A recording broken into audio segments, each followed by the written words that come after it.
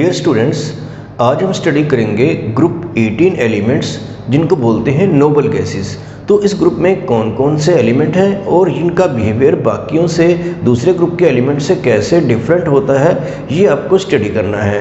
तो सबसे पहले देखते हैं ग्रुप 18 एलिमेंट्स जिनको नोबल गैसेस बोलते हैं, उसमें एलिमेंट कौन कौन से हैं। तो एलिमेंट हो सकता है आपने लर्न कर लिए हों पहले से ही, helium, neon, argon, krypton, xenon और रेडॉन। तो ये गैसेस होती हैं और इनके एटॉमिक नंबर भी आपको स्टडी कर लेने हैं, जैसे कि हीलियम का 2 है, नियॉन 10 है और आर्गन 18, क्रिप्टॉन 36, जीनॉन 54 और रेडॉन जो है वो 86। रेडॉन जो है वो एक रेडियो एक्टिव एलिमेंट है, ये भी आपको ध्यान रखना है। और इन सभी गैसेस को दे आर कॉल्ड एज एरोजेंस। इनको एरोजेंस बोलते हैं, मींस प्रेजेंट इन एयर, कि ये एयर में पाई जाती हैं, लेकिन एयर में इनकी कुछ खास अमाउंट नहीं होती है, प्रेजेंट इन स्मॉल अमाउंट। तो इस वजह से इनको रेयर गैसेस भी कहा जाता है। रेयर का मतलब होता है कम पाई जाने वाली, तो रेयर गैसेस भी इन्हीं को बोलते हैं, एरोजेंस भी इनको बोलते हैं।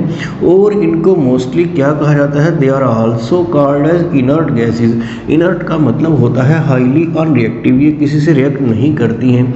तो ये किसी से रिएक्ट क्यों नहीं करती हैं, तो इसका रीज़न क्या है ये भी आपको नोट करना है। Due to stable electronic configuration, क्योंकि इनके जब आप कॉन्फ़िगरेशन बनाएंगे तो देखेंगे कि लास्ट शेल जो इसका ऑक्टेट है वो ऑलरेडी कंप्लीट है, तो ना ही कहीं लूज़ करना है ना कोई इलेक्ट्रॉन गेन करना है। तो इनकी इलेक्ट्रॉनिक कॉन्फ़िगरेशन बिल्कुल क्या होती है, स्टेबल होती है। उसी वजह से ये हाईली क्या होती है, अनरिएक्टिव, और उसी वजह से इनको बोला जाता है इनर्ट गैसेस। तो एक यहाँ पे आपको ये भी नोट करना है, they are also called as noble gases. ये बिल्कुल ही 100% अनरिएक्टिव नहीं है, थोड़ी बहुत रिएक्टिविटी भी इनकी आपको स्टडी करेंगे आगे कि ये कौन कौन से कंपाउंड बनाती हैं। तो इसलिए इनर्ट की बजाय आजकल इनको कहा जाता है नोबल गैसेस।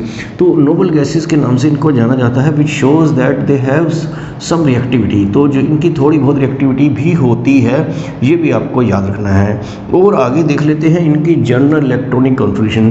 तो अगर जनरल इलेक्ट्रॉनिक कॉन्फ़िगरेशन बात करें हीलियम की, तो इसकी तो 1s2 है, इसका फर्स्ट शेल में 2 इलेक्ट्रॉन है कंप्लीट। अगर आप बाकी एलिमेंट्स की बात करते हैं तो उनकी जनरल इलेक्ट्रॉनिक कॉन्फ़िगरेशन ऐसे बना सकते हैं, ns2 np6। तो p में मैक्सिमम 6 इलेक्ट्रॉन आ सकते हैं। तो इनका जो लास्ट शेल है वो कम्प्लीटली फिल्ड है, जिससे आपको पता चलता है कि इनकी क्या है, स्टेबल इलेक्ट्रॉनिक कॉन्फ़िगरेशन। तो ये नोबल गैसेस की इंट्रोडक्शन थी, इनकी जनरल प्रॉपर्टीज़ हम आगे स्टडी करते हैं। नोबल गैसेस में सबसे पहले देखते हैं general trends in physical properties. तो फिजिकल प्रॉपर्टीज़ में सबसे पहले हम देखते हैं स्टेट। तो ये जो नोबल गैसेस होती हैं, helium, neon, argon, krypton, xenon, radon, इनका स्टेट जो है वो मोनोटॉमिक है और ये कलरलेस ऑर्डरलेस गैसेस हैं। तो मोनोटॉमिक का मतलब होता है कि ये सिंगल एटम की फॉर्म में एग्जिस्ट करती हैं। जैसे आपने बाकी गैसेस सुना है, जैसे हाइड्रोजन, ऑक्सीजन, नाइट्रोजन वगैरह, तो उनके बारे में आपने क्या सुना है कि वो डायटॉमिक होती हैं। तो मोस्टली ऐसे डायटॉमिक गैसेस होती हैं, लेकिन ये सब क्या है, मोनोटॉमिक। मोनोटॉमिक क्यों है, due to their stable electronic configuration. तो आपको पता है कि इनकी कॉन्फ़िगरेशन जो है बिल्कुल स्टेबल है, लास्ट शेल में इनका ऑक्टेट जो है वो कंप्लीट है, तो कोई गेन या लॉस या कोई शेयरिंग ऑफ इलेक्ट्रॉन इसमें नहीं हो पाता। तो इसलिए एटम जो है वो सिंगल ही रहते हैं। तो ये प्रॉपर्टी आपने समझ ली है। तो सेकंड जो है पॉइंट, एटॉमिक रेडियाई, इसको आपको बड़े ध्यान से समझना है, क्योंकि ये हम 18 ग्रुप को स्टडी कर रहे हैं और 18 ग्रुप पीरियोडिक टेबल में बिल्कुल लास्ट में आता है। तो इस तरह से जब आप ग्रुप में पीरियड में देखते हैं लेफ़्ट टू राइट, जैसे ये एलिमेंट हैं boron, carbon, nitrogen, oxygen, fluorine, तो यहाँ पे नियॉन आता है और उससे ऊपर क्या है, हीलियम।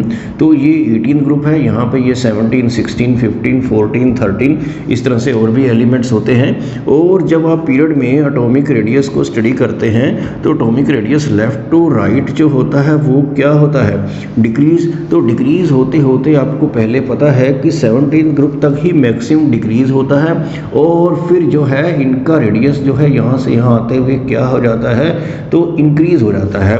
तो अपने अपने पीरियड में इनका लार्जेस्ट रेडियाई होता है, बहुत बड़ा रेडियस इनका रहता है। और इनका वैसे तो सबसे छोटा होना चाहिए था क्योंकि न्यूक्लियर चार्ज ज़्यादा है, लेकिन ऐसा नहीं होता। तो आपको यही एक पॉइंट समझना है कि इनके रेडियाई जो है अपने अपने पीरियड के बाकी एलिमेंट से बहुत ज़्यादा क्यों है।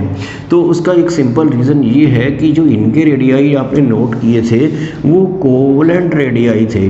कोवलेंट रेडियस कैसा होता है, इस तरह से जब दो एलिमेंट जैसे ये डायटोमिक होता है तो F2 इस तरह से एग्जिस्ट करता है, तो जो सिंगल बॉन्ड से एटम जुड़े होते हैं तो उनकी बॉन्ड लेंथ का हम हाफ लेते हैं, तो नेचुरली वो आप देख रहे हैं फिगर में तो एक्चुअल एटॉमिक रेडियस से थोड़ा कम ही आता है। तो इन सब के तो हमने कोवलेंट रेडियाई नोट कर रखे हैं। और नोबल गैसेस तो कोवलेंट बॉन्ड नहीं बनाती, तो उसमें जो दो नियरेस्ट एटम होंगे उनका सेंटर टू सेंटर डिस्टेंस का हाफ लेंगे तो नेचुरली वो ज़्यादा ही आएगा। इसको क्या बोलते हैं, वंडर वाल रेडियाई। तो वंडर वाल रेडियस का कोवलेंट रेडियस से तो कोई कंपैरिजन ही नहीं हो सकता है, ये तो लार्ज होंगे ही होंगे। तो because their radii are van der Waals radii therefore they are larger than the covalent radii, इसलिए इनके रेडियस जो हैं लार्ज होते हैं। और ग्रुप में नीचे आते आते एटॉमिक रेडियस तो क्या होता है, इंक्रीज होता है, वो तो due to increase in number of shell है। तो इस तरह से ये प्रॉपर्टीज़ आपको बड़े ध्यान से समझनी है। नेक्स्ट प्रॉपर्टी है आयनाइजेशन एंथैल्पी। तो इसको भी आपको ध्यान से समझना है। आयनाइजेशन एंथैल्पी क्या होती है, लार्ज शेल के इलेक्ट्रॉन को रिमूव करने में जितनी एनर्जी रिक्वायर्ड होती है that is called as ionisation enthalpy. तो अभी आपने ये साइज़ के बारे में जो देखा है 15, 16, 17, 18 इन ग्रुप से अगर इनके रेडियाई कंपैरिजन करें तो आपने सुना है कि इनके रेडियाई जो है वो लार्ज होते हैं। तो जिनका रेडियस लार्ज होता है तो उनके इलेक्ट्रॉन को निकालने में तो कम एनर्जी की जरूरत पड़ती है। तो क्या इनकी आयनाइजेशन एंथैल्पी इन सबसे कम होती है साइज बड़ा होने की वजह से? नहीं, ऐसा नहीं है। ऐसा क्यों नहीं है? इनकी आयनाइजेशन एंथैल्पी तो अपने अपने पीरियड में हाईएस्ट है, बहुत ज़्यादा आयनाइजेशन एंथैल्पी है। तो उसका सिंपल रीज़न क्या है, इनका आपको इलेक्ट्रॉनिक कॉन्फ़िगरेशन पता है कि इनका क्या होता है, स्टेबल इलेक्ट्रॉनिक कॉन्फ़िगरेशन होती है। और जिनकी इलेक्ट्रॉनिक कॉन्फ़िगरेशन स्टेबल होती है उसमें से इलेक्ट्रॉन रिमूव करना काफ़ी डिफ़िकल्ट रहता है। तो इस पर्टिकुलर रीज़न की वजह से इनकी आयनाइजेशन एंथैल्पी वेरी हाई होती है। आप ये भी कह सकते हैं कि अपने अपने पीरियड में हाईएस्ट होती है। तो इसका रीज़न आपको नोट कर लेना है ये पर्टिकुलर। और आयनाइजेशन एंथैल्पी नीचे आते आते तो साइज़ बढ़ता है तो वो तो डिक्रीज़ होती है, तो वो आपको पहले से ही पता है। तो ये प्रॉपर्टी आपको समझ में आ गई होगी। अब आगे देखते हैं फोर्थ प्रॉपर्टी। इसे क्या बोलते हैं, इलेक्ट्रॉन गेन एंथैल्पी, जिसको आपने पहले इलेक्ट्रॉन एफिनिटी के नाम से भी स्टडी किया है। तो जो एनर्जी रिलीज़ होती है जब कोई एक्स्ट्रा इलेक्ट्रॉन ऐड करते हैं तो वो जो एनर्जी रिलीज़ होती है उसे तो इलेक्ट्रॉन एफिनिटी बोलते हैं। और उसी को नेगेटिव साइन के साथ बोला जाए तो उसे क्या बोलते हैं, इलेक्ट्रॉन गेन एंथैल्पी। तो इलेक्ट्रॉन ऐड करने से एनर्जी रिलीज़ होने पर ही जब एनर्जी लिबरेट होती है तभी उसमें नेगेटिव साइन लगाया जाता है। लेकिन इनके बारे में आपको क्या पता है कि इनका तो स्टेबल कॉन्फिगरेशन है, और स्टेबल कॉन्फिगरेशन में इलेक्ट्रॉन ऐड होगा ही नहीं। अगर फिर भी उसको फोर्सली आप ऐड करेंगे तो एनर्जी मिलेगी नहीं, उल्टा देनी पड़ेगी। तो इसलिए इनका इलेक्ट्रॉन गेन एंथैल्पी पॉजिटिव हो जाती है। तो इसलिए ये भी इसका रीज़न भी आपको यही कहना है, it is due to stable electronic configuration, electron can not be added easily. तो energy is supplied to add the electron, energy देनी पड़ती है, एनर्जी मिलेगी नहीं इस पर्टिकुलर केस में। इसलिए इनकी इलेक्ट्रॉन गेन एंथैल्पी पॉजिटिव होती है। तो ये भी डिफरेंट है, बाकी किसी ग्रुप में ऐसा नहीं था। और इलेक्ट्रॉन गेन एंथैल्पी ग्रुप में नीचे आते आते क्या होती है, ये तो आप नहीं कह सकते डिक्रीज होती है यहाँ पे, क्योंकि हमने इसको पॉजिटिव साइन से कहा है। आप ऐसा कह सकते हैं इट बिकम लेस पॉजिटिव। तो इस तरह से ये आयनाइजेशन एंथैल्पी और इलेक्ट्रॉन गेन एंथैल्पी को आपको बड़े ध्यान से समझना है। नेक्स्ट प्रॉपर्टी है मेल्टिंग एंड बॉइलिंग पॉइंट। तो इनके हीलियम नियॉन ऑर्गन वगैरह के मेल्टिंग बॉइलिंग पॉइंट तो बहुत लो होते हैं, क्योंकि इनके बीच में wonder Waals force of attraction बहुत कम है। तो मेल्टिंग एंड बॉइलिंग पॉइंट के बारे में आप क्या कहेंगे, वेरी लो। तो इसका रीज़न क्या लिखेंगे, due to less forces of attraction. उनको फोर्सेस ऑफ अट्रैक्शन जो हैं उनको हम क्या बोलते हैं, van der Waals force of attraction. तो van der Waals force of attraction जो है इनके बहुत कम होते हैं, क्योंकि साइज बहुत छोटे हैं इस तरह से। तो ये wonder Waals force of attraction कम होने की वजह से ही मेल्टिंग एंड बॉइलिंग पॉइंट जो हैं बहुत लो होते हैं। और जैसे जैसे हम ग्रुप में नीचे की तरफ आएंगे आपको पता कि साइज़ इंक्रीज होता जाएगा, और साइज़ इंक्रीज होने से wonder Waals force of attraction increase होते जाएंगे, और मेल्टिंग और बॉइलिंग पॉइंट इस पर्टिकुलर ऑर्डर में इंक्रीज होते जाएंगे। तो ये ऑर्डर क्या रहेगा, हीलियम का सबसे कम होगा, हीलियम, नियॉन, आर्गन और क्रिप्टॉन, जीनॉन और रेडॉन। जब हम प्रॉपर्टीज को स्टडी करते हैं तो लास्ट एलिमेंट छोड़ देते हैं, क्योंकि वो क्या है कि रेडियो एक्टिव एलिमेंट है। तो इस तरह से मेल्टिंग एंड बॉइलिंग पॉइंट जो है रेगुलरली ग्रुप में आते आते इंक्रीज होंगे due to increase in van der Waals force of attraction. तो ये आपको इसमें नोट कर लेना है। और आगे है लिक्विफिकेशन। इनको क्या लिक्विफाई करना ईजी है, तो आप कह सकते हैं कि नॉट ईजी, क्योंकि इनके बीच में weak van der Waals force of attraction है, तो मॉलिक्यूल क्लोज नहीं आएंगे और इनको लिक्विफाई करना पॉसिबल नहीं हो पाता है। फिर भी जो ये जिनका साइज़ बड़ा है उनको लिक्विफाई करना कंपैरेटिवली ईजी रहता है। तो यहाँ पे आप नोट कर सकते हैं ईज ऑफ लिक्विफिकेशन, कि लिक्विफाई करना जो है किस केस में ईजी रहेगा, तो इसका ऑर्डर भी यही रहेगा जो आपने अभी अभी नोट किया है। तो इस केस में भी यही ऑर्डर आपको नोट कर लेना है कि ईज ऑफ लिक्विफिकेशन, जैसे जैसे ग्रुप में नीचे की तरफ आएंगे साइज बढ़ता रहेगा, लिक्विफाई करना ईजी होता जाएगा। तो ये प्रॉपर्टी भी नोट कर लेनी है। और एक 7th प्रॉपर्टी देखते हैं, ये है सोलिबिलिटी इन वाटर। तो ये गैसेस बहुत कम सोलिबल हैं वाटर में, और इनका वाटर के साथ अट्रैक्शन रहेगा या नहीं ये आपको समझना है। तो ये लेस सोलिबल हैं, लेकिन जैसे जैसे साइज बढ़ता जाएगा सोलिबिलिटी जो है वो क्या होती जाएगी, इंक्रीज होती जाएगी। वाटर के कंटेक्ट में ये ज़्यादा जो बड़े साइज का गैसेस हैं वो जल्दी सोलिबल हो पाएंगी। तो इसी तरह से सोलिबिलिटी इन वाटर का ऑर्डर भी यही रहेगा कि हीलियम जो है वो सबसे कम सोलिबल होगी, और जैसे जैसे साइज इंक्रीज होता जाएगा सोलिबिलिटी होती जाएगी इंक्रीज। तो ये प्रॉपर्टीज़ आपको नोट कर लेनी है। नोबल गैसेस की फिजिकल प्रॉपर्टीज़ में अभी 2 प्रॉपर्टीज़ आपको और स्टडी करनी है। जैसे ये है एडजॉर्प्शन और चारकोल। तो एक कोकोनट चारकोल होता है, तो उसकी प्रॉपर्टी होती है इन गैसेस को एडजॉर्ब करने की। तो ये जैसे ये चारकोल है और इसके ऊपर ये गैसेस जो हैं वो इनके मॉलिक्यूल एडजॉर्ब हो जाते हैं। अगर वो सरफेस के ऊपर होते हैं तो इसको हम एडजॉर्प्शन बोलते हैं, अगर उसके अंदर तक चले जाते हैं तो उसको एब्जॉर्प्शन बोलते हैं। तो यहाँ पर एडजॉर्प्शन वर्ड ही यूज़ करना है आपको, क्योंकि वो सरफेस के ऊपर ही हेल्ड अप हो जाते हैं। तो सभी गैसेस इसमें अच्छे से एडजॉर्ब होती हैं। तो यहाँ पे आपको नोट करना है कि सबसे ज़रूरी बात कि हीलियम जो है वो नॉट एडजॉर्ब, की हीलियम जो है वो एडजॉर्ब नहीं होती है due to its small size, और बाकी गैसेस जो हैं उनका साइज़ बड़ा है तो वो अच्छे से एडजॉर्ब होती हैं। और जैसे जैसे साइज़ इंक्रीज होता जाएगा एक्सटेंट ऑफ एडजॉर्प्शन जो है वो क्या होती जाएगी, इंक्रीज होती जाएगी। तो हीलियम नहीं होगी, नियॉन, आर्गन, क्रिप्टॉन, जीनॉन, इस तरह से इनका वेरिएशन रहेगा कि जैसे जैसे एटॉमिक साइज इंक्रीज होता है एक्सटेंट ऑफ एडजॉर्प्शन जो है वो इंक्रीज होती है। तो ये मल्टीपल चॉइस में क्वेश्चन आता है कि कौन सी गैस इसमें से जो है कोकोनट चारकोल पर एडजॉर्ब नहीं होती है, तो उसका आंसर रहेगा हीलियम, और उसका रीज़न रहेगा due to its very small size. तो ये प्रॉपर्टी आपने इस तरह से नोट कर लेनी है, इसमें क्या खास बात है नोट करने वाली। और इसी तरह से ये फॉर्मेशन ऑफ क्लेथरेट्स है। क्लेथरेट्स या इसको केज कंपाउंड बोलते हैं। ऑर्गेनिक या इनऑर्गेनिक कंपाउंड्स का कभी कभी स्ट्रक्चर ऐसा होता है कि बीच में कुछ कैविटी या कुछ एम्प्टी स्पेस रह जाता है, और उस एम्प्टी स्पेस में इस तरह से कोई गैस जो है आर्गन, क्रिप्टॉन वगैरह बीच में ट्रैप हो जाती है, मीन्स कि बीच में फंस जाते हैं उसके एटम्स।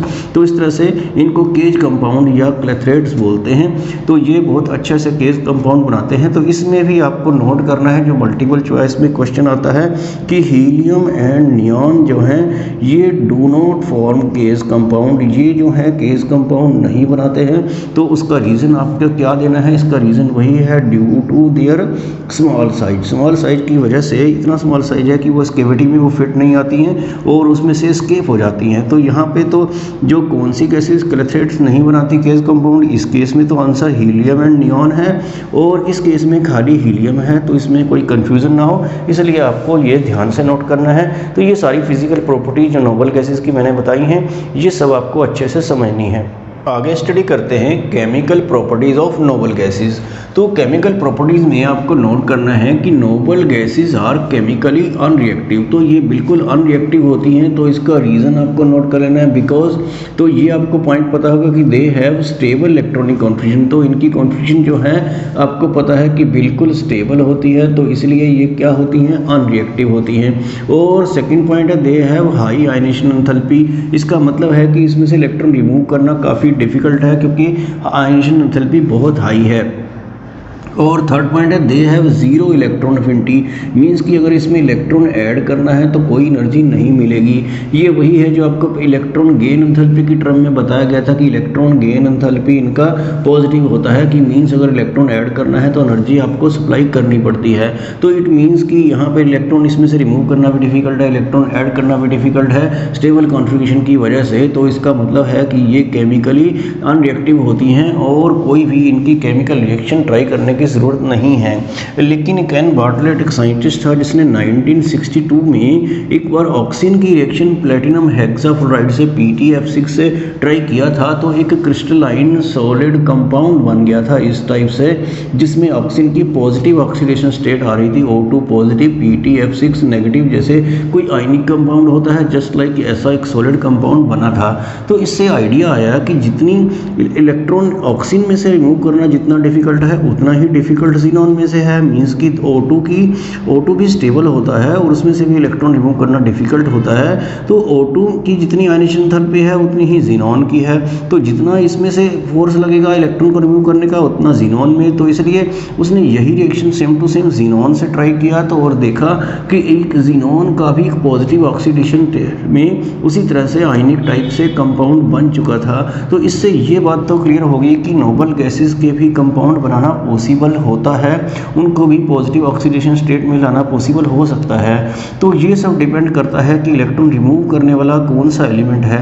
तो यहाँ पे आप देख रहे हो कि 6 फ्लोरीन है, तो फ्लोरीन की इलेक्ट्रॉन नेगेटिविटी बहुत ज़्यादा होती है, तो इसलिए ये इसमें से इलेक्ट्रॉन रिमूव करना पॉसिबल हो पाया होगा और ये कंपाउंड बना। तो जब इस रिएक्शन की डिस्कवरी हुई उसके बाद तो बहुत सारे कंपाउंड नोबल गैसेस के बनाए गए, जैसे आप देख सकते हैं यहाँ पर XeF2, XeF4, XeF6, XeO3, krypton F2, इस तरह से बहुत सारे नोबल गैसेस के कंपाउंड बनाए गए। तो लेकिन ये कंपाउंड आपको नोटिस करने हैं, ये सिर्फ फ्लोरीन या ऑक्सीजन के साथ ही है, किसी दूसरे एलिमेंट के साथ नहीं है। तो ये क्वेश्चन आता है अक्सर बोर्ड में कि why noble gases form compound with fluorine and oxygen only. तो इसका आंसर क्या है? It is due to very high electron negativity of fluorine and oxygen. तो बाकी एलिमेंट की इतनी हाई इलेक्ट्रॉन नेगेटिविटी नहीं है, इसलिए उनके साथ ये कंपाउंड नहीं बनाते हैं। और यहाँ पे आपको एक बात और नोट करनी है कि जो दूसरे एलिमेंट थे हीलियम, नियॉन, आर्गन, जो स्टार्टिंग वाले हैं, उनके कंपाउंड तो आज तक भी नहीं बन पाए हैं और सिर्फ इन्हीं के जिनका साइज़ बड़ा है उन्हीं में से इलेक्ट्रॉन निकालना पॉसिबल हो पाता है। तो इस तरह से इस रिएक्शन से आपको आइडिया मिल गया होगा कि नोबल गैसेस के कंपाउंड्स हो सकते हैं। ये कंपाउंड बनते कैसे हैं और इनका स्ट्रक्चर कैसा है, ये हमें आगे स्टडी करना है। नेक्स्ट टॉपिक है preparation of some compounds of xenon. तो ज़ीनॉन के कुछ कंपाउंड्स कैसे बनाए जा सकते हैं, तो उसमें सबसे पहले हम फ्लोराइड्स देख लेते हैं। फ्लोराइड का मीन्स मतलब होता है कि फ्लोरीन के साथ कंपाउंड, तो ज़ीनॉन प्लस F2 जो है ऐसे XeF2 बन जाएगा डाईफ्लोराइड। तो यहाँ पे आपको क्या ध्यान रखना है, तो ज़ीनॉन और फ्लोरीन की रेशियो 2:1 की होगी, मीन्स ज़ीनॉन ज़्यादा लेंगे फ्लोरीन कम लेंगे तभी XeF2 बन पाएगा, नहीं तो फ्लोरीन ज़्यादा लग सकते हैं। तो निकल वेसल में से इसको पास करना है, 673 केल्विन टेम्परेचर भी आपको लर्न करना है। और इसी तरह से अगर आपको XeF4 बनाना है टेट्राफ्लोराइड, तो यही कंडीशन रहेगी, ज़ीनॉन प्लस आपको यहाँ पे 2F2 करना पड़ेगा और ये रेशियो 2:5 की है, मीन्स कि इसमें फ्लोरीन थोड़ा सा ज़्यादा जो है आपको ऐड करना है। टेम्परेचर तो यही रहेगा लेकिन प्रेशर जो है 5 to 6 एटमॉस्फेरिक प्रेशर भी अप्लाई करना पड़ेगा ताकि ज़्यादा फ्लोरीन उसके साथ लग पाए। तो इस तरह से टेट्राफ्लोराइड जो है वो बन जाएगा। और अगर आपको हेक्साफ्लोराइड बनाना है तो ये 3F2 ले लेना है और टेम्परेचर तो 573 है, इस केस में निकल वेसल में से ही पास करना है। प्रेशर ये ज़्यादा है 50 to 60 एटमॉस्फेयर। इस टाइप से हेक्साफ्लोराइड जो है वो बन सकता है। हेक्साफ्लोराइड बनाने के लिए ये एक रिएक्शन है, ये भी इंपॉर्टेंट है, बोर्ड एग्जाम में आई हुई रिएक्शन है कि ये XeF4 में ये कंपाउंड होता है ऑक्सोफ्लोराइड करके, ये O2F2 जो है इसमें ऐड करना है, तो ये F2 इसके साथ लगकर XeF6 बना देता है और ऑक्सीजन निकल जाती है। तो इसमें टेम्परेचर ध्यान रखना है 143 है, ये एक लो टेम्परेचर है। तो ये जो फ्लोराइड्स हैं XeF2, XeF4, XeF6, इनकी प्रिपरेशन से रिलेटेड जो है क्वेश्चन भी NCERT में दिया है, तो इसलिए ये रिएक्शंस आपको कर लेनी है। आगे हम कुछ और कंपाउंड्स की प्रिपरेशन देखते हैं ज़ीनॉन के ही। जैसे सेकंड नंबर पर ऑक्साइड कर लेते हैं XeO3। तो ये इनकी हाइड्रोलिसिस से बन सकता है XeF4 में वाटर डालकर ये ज़ीनॉन प्लस XeO3 बन सकता है प्लस F2 प्लस 6HF। तो ये रिएक्शन बहुत ज़्यादा डिफिकल्ट नहीं है, आप इसको लर्न कर पाएंगे। जैसे यहाँ पर ये 3 है ऑक्सीजन, तो यहाँ पर आपने ऑक्सीजन को 3 करने के लिए यहाँ पर ये 3 लगाया, तो इससे H जो है वो 6 हो जाते हैं जो कि आपने यहाँ लगाए हैं। इस तरह से फ्लोरीन को भी बैलेंस कर सकते हैं। तो ये फ्लोरीन क्योंकि उधर 6 + 2 ये कितने हो जाते हैं 8 हो जाते हैं, तो इसलिए आपने यहाँ पर 2 लगाया। और इसी में एक और सिंपल रिएक्शन अगर XeF6 के साथ करें तो वो ज़्यादा ईजी है। इसमें 3 वाटर डालकर ये सिंपली XeO3 + 6HF बन जाता है और इसमें ये वाले प्रोडक्ट जो हैं वो नहीं बनते हैं। तो ऑक्साइड के लिए ये रिएक्शन है जो आपको लर्न करनी है। और ऑक्सोफ्लोराइड, ऑक्सोफ्लोराइड का मतलब है कि ऐसा फ्लोराइड जिसमें ऑक्सीजन भी हो। तो ये 2 फ्लोराइड काफ़ी पॉपुलर हैं, XeOF2 और XeOF4। तो इनको बनाया जाता है पार्शियल हाइड्रोलिसिस से, मीन्स कि कम वाटर डाल के XeF4 और XeF6 में। तो XeF4 से करेंगे वाटर डाल के तो XeOF2 बनेगा, अगर आप XeF6 से करेंगे तो XeOF4 बनेगा। ये होगा क्या, यहाँ पर सिर्फ 2 फ्लोरीन की जगह पे एक ऑक्सीजन लगा देना है, क्योंकि 2 फ्लोरीन सिंगल सिंगल बॉन्ड से लगी होंगी, ऑक्सीजन अकेला ही डबल बॉन्ड से लग जाता है। तो इस तरह से आप देखेंगे कि 2 फ्लोरीन हटाकर अगर आप एक ऑक्सीजन लगाते हैं तो ये कंपाउंड बनता है, और 2 फ्लोरीन इन 2 H के साथ यहाँ पर चला जाता है। ये जस्ट एक बैलेंसिंग के हिसाब से आपको समझाया जा रहा है। और यही चीज़ यहाँ पे आपको नोट करनी है XeF6 में भी। यहाँ पर जब आप एक ऑक्सीजन लगाएंगे 2 फ्लोरीन हटाकर तो ये कंपाउंड बन जाएगा और ऐसे 2HF निकलेगा। लेकिन आपको याद रखना है कि ये पार्शियल हाइड्रोलिसिस की रिएक्शन है, और एग्ज़ाम में कई बार कंप्लीट हाइड्रोलिसिस की रिएक्शन आई है, वो थोड़ा सा डिफ़िकल्ट हो सकती हैं, वो हम आगे देख लेते हैं। आगे हम स्टडी करते हैं ज़ीनॉन फ्लोराइड्स की रिएक्शन जो है वाटर के साथ। तो ये आपको ज़रूर करनी है, ये है कंप्लीट हाइड्रोलिसिस, और मैंने बताया है कंप्लीट हाइड्रोलिसिस 1-2 बार एग्जाम में आई है, तो आपको ये रिएक्शन कर लेनी है। तो जो फर्स्ट रिएक्शन है XeF2 से है, यहाँ पर 2 लगाना पड़ेगा वाटर के साथ। तो ज़ीनॉन प्लस ये 4HF प्लस O2 इस तरह के प्रोडक्ट बनेंगे जैसा कि पहली रिएक्शन में बनते हैं। तो ये रिएक्शन आपको चेक कर लेना है कि प्रॉपरली बैलेंस है या नहीं। और ये जो XeF4 की है वाटर के साथ, यही वो इंपॉर्टेंट रिएक्शन है जो एग्जामिनेशन पॉइंट ऑफ व्यू से इंपॉर्टेंट है। तो ये आपको नोट करना है कि जब इसकी वाटर से रिएक्शन होती है तो कंपाउंड ये Xe और XeO3 बनेंगे और HF और ऑक्सीजन भी। तो यहाँ पे आपको देख रहे होंगे कि इसमें बैलेंसिंग में थोड़ी प्रॉब्लम आ सकती है।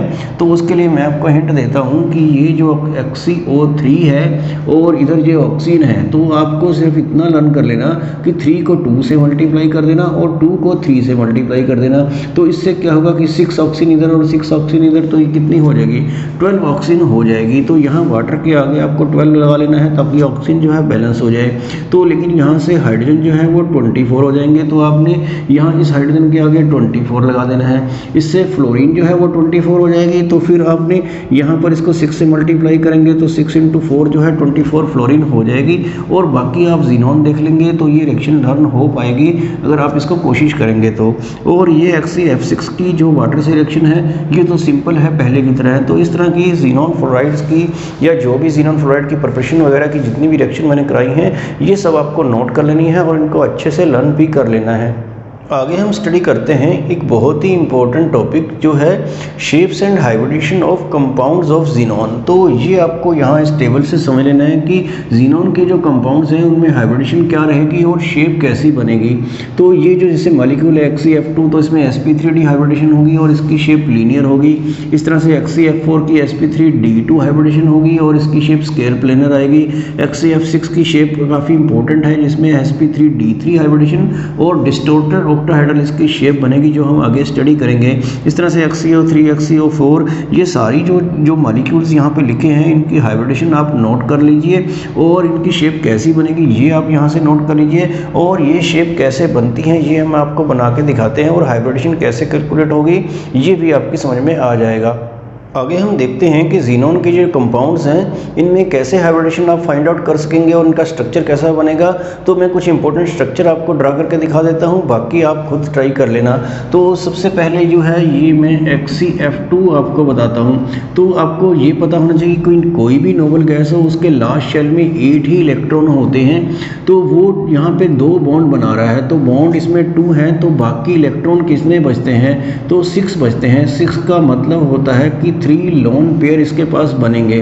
तो यहाँ आप देख रहे हैं कि 2 तो ये बॉन्ड बना रहा है, तो 2 तो बॉन्ड पेयर होंगे और 3 जो है इसमें क्या थे, लोन पेयर थे। तो 5 के हिसाब से आपको हाइब्रिडेशन सोचनी है, तो वो नेचुरली sp3d बनेगी, s1p3 और एक d, 1 + 3 4 हो गए और एक d ले लिया तो 5 हो जाते हैं। तो इस टाइप से तो बॉन्ड देखने हैं आपको कितने बना रहा है और लोन पेयर कितने हैं। इलेक्ट्रॉन तो आप कैलकुलेट कर पाएंगे, जैसे 8 में से ये 2 माइनस किया तो 6 हो गए, तो 6 का मतलब 3 लोन पेयर बनते हैं और 2 बॉन्ड पेयर। तो हाइब्रिडेशन जो है sp3d होगी, तो 5 के हिसाब से sp3d जैसी शेप जैसे PCl5 की आपने समझी थी उसी टाइप से आपको बना लेनी है। लेकिन यहाँ पे ये ध्यान रखना है कि 3 लोन पेयर भी हैं, तो इसकी जो शेप जो है वो इस टाइप से बनेगी। ये जीनोन ले लिया हमने और 2 फ्लोरीन तो आपको लगाना ही है, तो एक ऊपर एक नीचे लगा लेते हैं। बाकी तीनों जो हैं वो क्या हैं, लोन पेयर हैं। तो इस तरह से इसका जो स्ट्रक्चर रहता है वो लीनियर रहता है। तो ऐसा क्वेश्चन भी CBSE बोर्ड एग्जाम में आया था कि why structure of xenon difluoride is linear without a bend. इसमें कोई बेंड नहीं है क्योंकि तीनों लोन पेयर सिमेट्रिकली हैं और वो इक्वल रिपल्शन करते हैं एग्जर्ट, और ये बिल्कुल स्ट्रेट रहता है 180 एंगल पर। तो इस तरह से ये हाइब्रिडेशन और ये शेप इसकी रहेगी। तो मैं आपको एक एग्जांपल और देके दिखा देता हूँ ताकि आपको थोड़ा सा और क्लियर हो जाए। तो XeF4 देखते हैं, तो जीनोन के लास्ट में 8 इलेक्ट्रॉन है और 4 बॉन्ड बना रहा है, तो क्या हुआ 4 इलेक्ट्रॉन बचते हैं। 4 इलेक्ट्रॉन का मतलब होता है 2 लोन पेयर, 2 लोन पेयर हैं और ये 4 बॉन्ड बना रहा है, तो 4 जो है यहाँ पर क्या है, बॉन्ड पेयर हैं। तो ये आपको बड़े ध्यान से समझना है। तो 4 + 2 कितना होता है 6, तो 6 के हिसाब से sp3d2 हाइब्रिडेशन आनी चाहिए।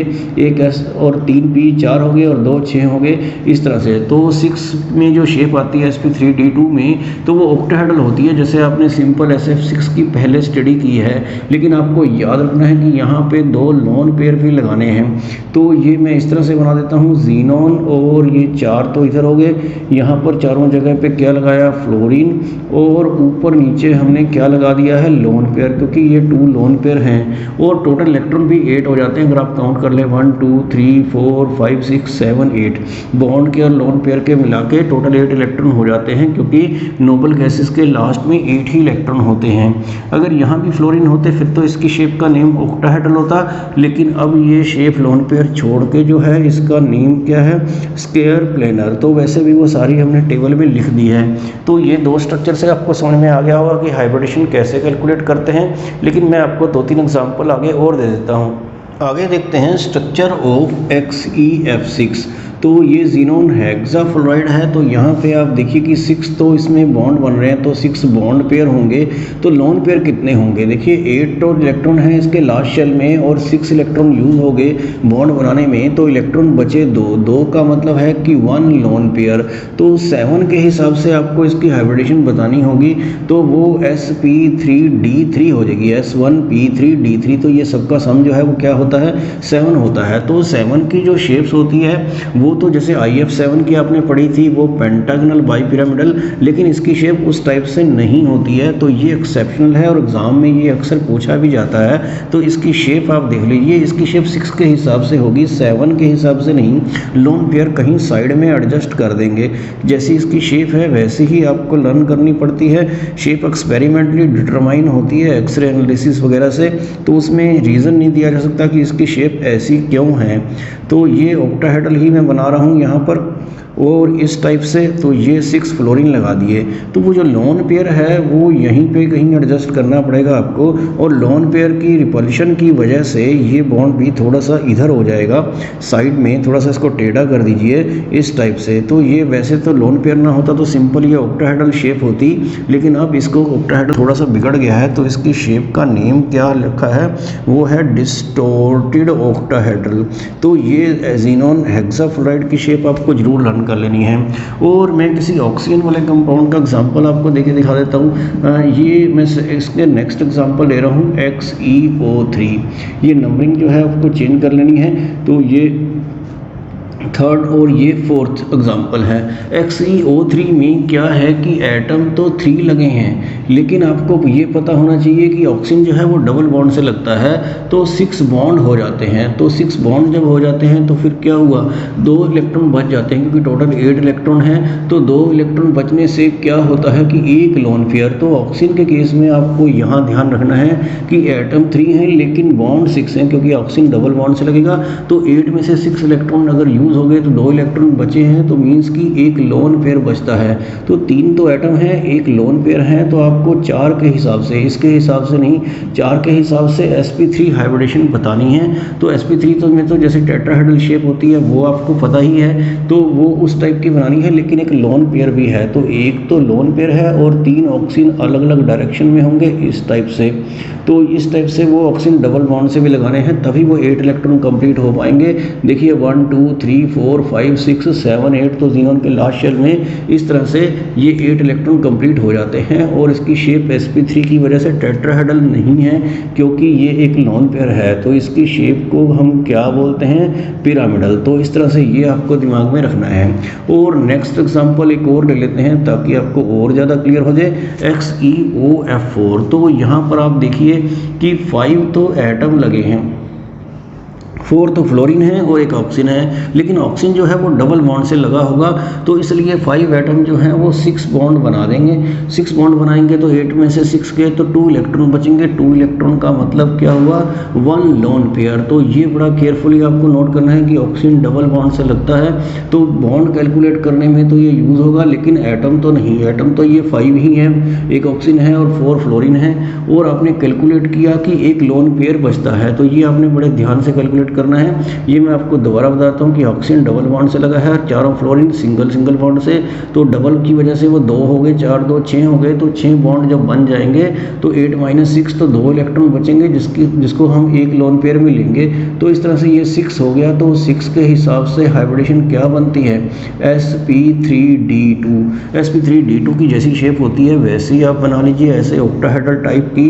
तो उसमें एक Xe भी है और उसमें 4 फ्लोरीन भी हैं, चारों फ्लोरीन हम इस तरह से कॉर्नर पे लगा देते हैं। और एक आपको ऑक्सीजन भी लगाना है, और याद रखना है कि वो डबल बॉन्ड से है। और एक आपको लोन पेयर भी लगाना है, तो वो लोन पेयर के नीचे लगा देते हैं। इस तरह से अगर ये सारी शेप होती तो ऑक्टाहेड्रल, और अगर ये ऑक्सीजन भी ना होता तो फिर स्क्वायर प्लेनर होती। तो अब ये स्क्वायर पिरामिडल होगी, तो इसको आप नेम भी नोट कर लेना है, पहले टेबल में भी आपको बता दिया है। तो ये स्क्वायर पिरामिडल रहता है। तो इस तरह से ये सारे स्ट्रक्चर जो हैं आपको लर्न कर लेने हैं। और लास्ट में आपको स्टडी करना है यूजेस ऑफ नोबल गैसेस। तो नोबल गैसेस के यूजेस कभी कभी एग्जाम में आ जाते हैं, तो आप इनको डिटेल में पढ़ लेना बुक से। मैं आपको ब्रीफ में बता देता हूँ कि हीलियम को बैलून्स वगैरह में फिल किया जाता है, क्योंकि ये इनफ्लेमेबल है। और डीप सी डाइवर्स जो हैं वो भी इसको यूज़ करते हैं। और नियॉन जो है फ्लोरोसेंट लैम्प में, नियॉन के बारे में क्वेश्चन भी आ चुका है एग्ज़ाम में कि नियॉन साइंस में कौन सी गैस यूज़ होती है, तो वो सिग्नल्स में कौन सी गैस यूज़ होती है, तो वो नियॉन है, क्योंकि इनकी विजिबिलिटी जो है ज़्यादा दूर से भी हो सकती है, तो इसलिए इन लैंप्स में नियॉन का यूज़ किया जाता है। इस तरह से आर्गन को भी टंगस्टन फिलामेंट वगैरह में, और क्रिप्टॉन जीनॉन को हाई स्पीड फोटोग्राफी में, रेडान को कैंसर की ट्रीटमेंट में। तो बाकी के यूजेस आप बुक से इसको डिटेल में आप स्टडी कर लेंगे, क्योंकि एनसीईआरटी में भी ये दिए हैं और इनके ऊपर क्वेश्चन भी कभी कभी आ जाता है। इसके अलावा आपको इस चैप्टर के जो सिंपल कॉन्सेप्चुअल क्वेश्चन है जो मैंने बीच बीच में बताए हैं वो भी आपको लर्न करने हैं, प्लस एनसीईआरटी क्वेश्चन, और इसके अलावा मल्टीपल चॉइस क्वेश्चन भी आपको ज़रूर इसमें लर्न कर लेने हैं।